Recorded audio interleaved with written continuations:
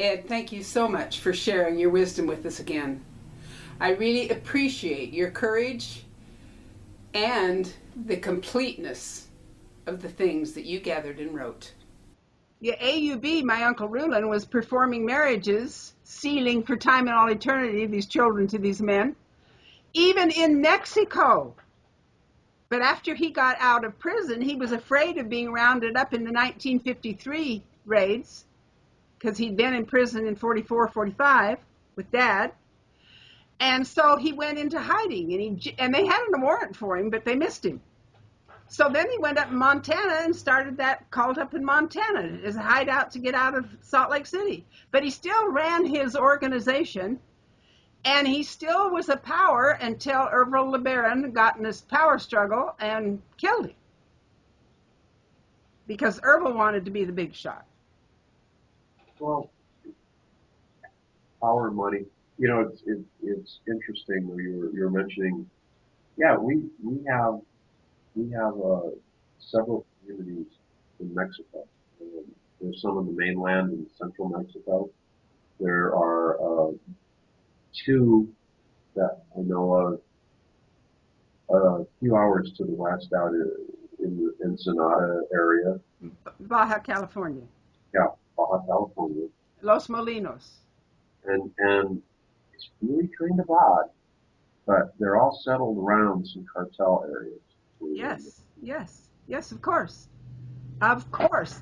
And the thing is this, whoever is the head of a little group, like Winston or Willie or Uncle Rulon or Ervil, whoever's the head gets the tithing off the people they control. Oh yeah. And the child labor and control with child brides. But they make negotiation and deals between themselves for the child brides just to have new blood in the family, as new as it can get. And that's what all the trafficking's about. So a lot of them marry their own stepdaughters and whatnot, but if they can, get somebody they're unrelated to, that's why they swap child brides. And this has been going on from Canada to Mexico. Well, the Canadian government has really tried to do some things about that, particularly Western Canada. I'm sorry. So how that's coming along, it's still out for judgment on it. But at least the Mounties, the mounted police up there, have been investigating it and looking at Winston Blackmore, and I think they weren't too pleased, at least with some things that I read when he snuck across the border and came down to that little deal down in Short Creek not too long ago. Because he's really not supposed to be doing a lot of traveling, from what I understand. Yeah, they do what they want, don't they? Yeah. I have family in the peninsula of Idaho that goes to church up there at Winston's because it's that close in Canada. So they drive across the border anytime they want to and go to church because they're all polygamists up in Bonners Ferry, Idaho. So there's a whole group of them in Bonners Ferry just living over the border of the United States as well. Well, we hear about the Texas thing, and we hear about Short Creek, of course, and something about Pringle, in South Dakota. But we also have some fair settlements in Colorado and western Colorado and Montana and Idaho, and people think it's just this isolated little bunch, and I think, from what I'm able to gather, Short Creek is just the tip of the iceberg. Oh, you better believe it. You better believe it. In the LeBaron family in Mexico, down in Colonia LeBaron, that's where you go between Texas and Arizona, make a V, then you're in Colonia LeBaron, where the LeBarons were. Alma has a big cult now in Nicaragua. Yeah, yeah, I read something about that not too long ago. Yeah. Yeah. So I mean, it's not just a handful of people along the Utah-Arizona border. No. No, it's pretty sad. It's really difficult. Well, the answers must be out there, because there's a theory that for every problem there's an answer, and we need to educate ourselves and find out what it is, because this is a form of psychological and mental illness that is destroying thousands of people. Well, I think there are some answers, but I think it takes a little bit of courage to enforce them, to apply them, to understand that, yeah, this is what we need to do, and then have the courage to do it. You know, why did it take so long for them to pick up Warren Jeffs? Yeah. See what was going on. Why did it take so long? Yeah. I mean, we have to hold that mirror up and understand why and how. Otherwise, it's going to continue, because the same people in power are going to take care of the next group. You know, there are answers there. It just takes it's a matter of courage to follow them, to take the right path with it. If we don't kill this cancer, it's going to grow bigger and bigger and bigger. Well, I think that we have certainly seen a few instances where it's spreading just strangely. I mean, you know, why settle in Texas where they did, and in Pringle? At least the people in Pringle are trying to work through the government there and hold back on some of the requests that are being made at that compound. They've been fighting a bit. FBI has been hanging around Pringle an awful lot lately. In case you didn't know about that, they've been out there quite a bit. And some of what I think they uncovered in South Dakota may have helped with some of the arrests that were made in Short Creek. I think some of the information they uncovered out there led them to make some charges against the leaders and stuff out here. So I think South Dakota has tried to fight strongly. I know that we had been in contact with some people when we heard that they had bought that property, and tried to sit down some of the things that we needed to look for. You know, they still have Mancos, they still have, you know, as you mentioned, Canada, they still have Mexico, they still have, of course, the stronghold in Short Creek. I would be very hopeful. I would be very hopeful that it wouldn't spread as viciously and as much as it has potential to. I think you'll find it doing well in rural, isolated communities. I think you'll find it prosper better there, because there just isn't enough enforcement around, and people sort of stick to themselves more, and you know, it's easier to get looted that way in those kinds of places. I'm hopeful that maybe somehow some of what they're learning from the arrests that they've made and from some of the prosecutions that are going forward will help them to gain a little courage in continuing in that area, and continuing to do some of the enforcement, and to look beyond just the welfare and the food stamps and that, and look at what they're actually doing to human lives. In the grand scheme of things, the money, the power, and that, I didn't care less. What the biggest concern for me is to see what it actually does to impact human lives. And that's, to me, the number one priority, is how to undo that, how to free some of those people from those chains. That, to me, is, yeah, the money is all important, and the fraud is bad and whatever, but freeing those people from those shackles that they have is what the primary importance in my part, you know. Getting those kids away from these people, educating them, empowering them, giving them some strength and giving them some hope and some freedom is the utmost importance to me.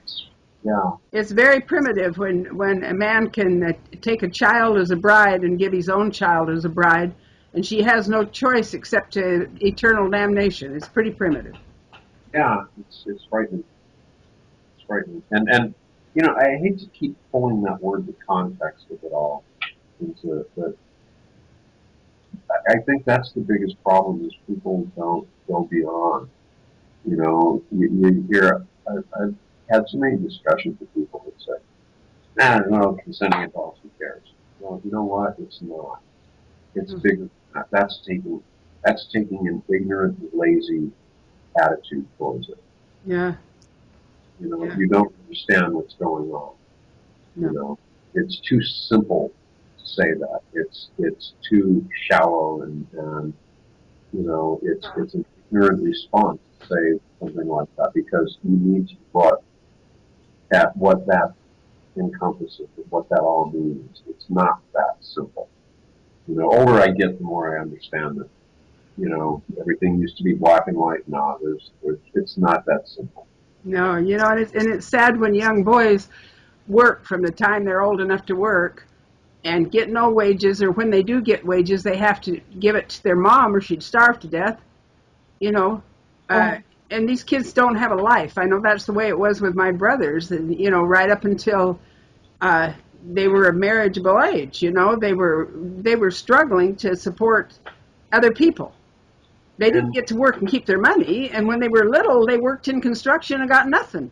Well, you saw it firsthand. I've seen pictures and heard the accounts, you know, of little guys running around out there, you know, in the pecan farm and working at the construction sites. And yeah, you know, it's frightening. I mean, we tried to stamp that out back in the Industrial Revolution days, you know, and get the kids out of the factories and get them out of the fields so they can go to school. You know, the education part of it is huge. I would strongly endorse the idea of eliminating homeschooling. Yeah. I think that's just very dangerous. You know, to teach is almost a sacred profession because you've got people who are dedicated to enlightenment. You have to have a certain amount of studies. You have to have a certain degree. You have to have a certain background and all to become a teacher. You can't just throw any person in there to be, you know, to teach you math, reading, English, whatever. You know, you got to be dedicated to it. You got to be care about it. You got to be educated as to how to do it. In education, you have teachers who are well trained, they're educated, they have degrees, they are trained to teach our children how to read and write, how to function, how to reason, how to figure things out. When you have the situation of mothers who are homeschooling their children in that community, in that culture, how can they be expected to do a reasonable job of teaching if they've never been educated? They can't. You can't teach something you don't even know. That's the whole point. And that's the thing. You know, that's why perhaps the idea of eliminating homeschooling might be, or severely restricting it. You know, it might be a good idea for them to do. You know, it might be worthwhile in helping to step up the educational levels that these kids are getting. I mean, And yeah. let's face reality. They couldn't help their kids with their homework, let alone teach them. Well, that's what I'm saying is, but they are, and these kids are passing their grades. You know, the state of Utah doesn't doesn't, They don't check them. I had an 8th grade diploma and a 5th grade education. What does that mean? yeah. And So, I my mean, 5th grade education didn't even include things 5th grade. The only history we got was the history of the priesthood. We didn't know yeah. anything about this country. So, I mean, perhaps that's one way to start in, is to eliminate, or at least severely restrict who can be, a homeschooling teacher. We require degrees for the classroom. Why not require degrees for the living room? If you're going to teach your child, you Right. know. So, I mean, that just perpetuates the problem. Another thing, for a community, any community, that brings in more government funds per portion of people than other communities in the United States, something's wrong with that picture. Yeah. That's not just everything's getting out of hand. That's blatant usury of our tax dollars. Well, we know that. I mean, and again, if I go back to those numbers that Buster Johnson sent out, you remember those. Yeah, You, you remember it was like over a year and a half period. It was for medical expenses alone in Colorado City. It was like $20 million. yeah, That's a lot of money. yeah, and that's amazing because, I was told that we just had to pray, and if we died, it was the will of the Lord. And I bet they were told that too, because even if they got the medical expense, maybe they did, maybe they're being taken care of. I don't know. Maybe there's a lot of both. But I know one thing, there's a whole lot of fraud going on. Yeah. That's obvious. So, I mean, those are some areas that they can make. You were asking what we could do. Maybe we eliminate homeschooling in the state of Utah. Maybe we start with some of that, and maybe instead of having just a resident doctor down there, maybe we have doctors that come through and maybe do a monthly sweep through the area to take care of some of the medical problems. Maybe we work it that way, and again, maybe we set up, um, I, for lack of better better term, maybe we set up um, halfway houses where they can be fed and clothed, And psychologically helped. and psychologically help, yeah, rebuilt. Yeah. Yep. So, now we're solving all the problems of the world. Well, just some would be good. If each one of us could just solve some, we'd have a better world. Yeah, I'd settle for one or two. I personally admire you a whole lot for your courage to write everything that you've written over the years. I know that sitting that close to them couldn't have been the most comfortable seat in the house. No, it wasn't. Um, but it at first it was, like I told you before. At first it was a major curiosity, and the more I learned, the more I looked at it, it became compulsion. It became a cause. It became something it was unbelievable. It was just totally unbelievable. I mean, going from my initiation into learning something about it, into what we have learned, what Carrie and I have discovered over the past few years. I mean, it's amazing, and it's frightening, and it's sickening. So yeah, it kind of gets into your blood.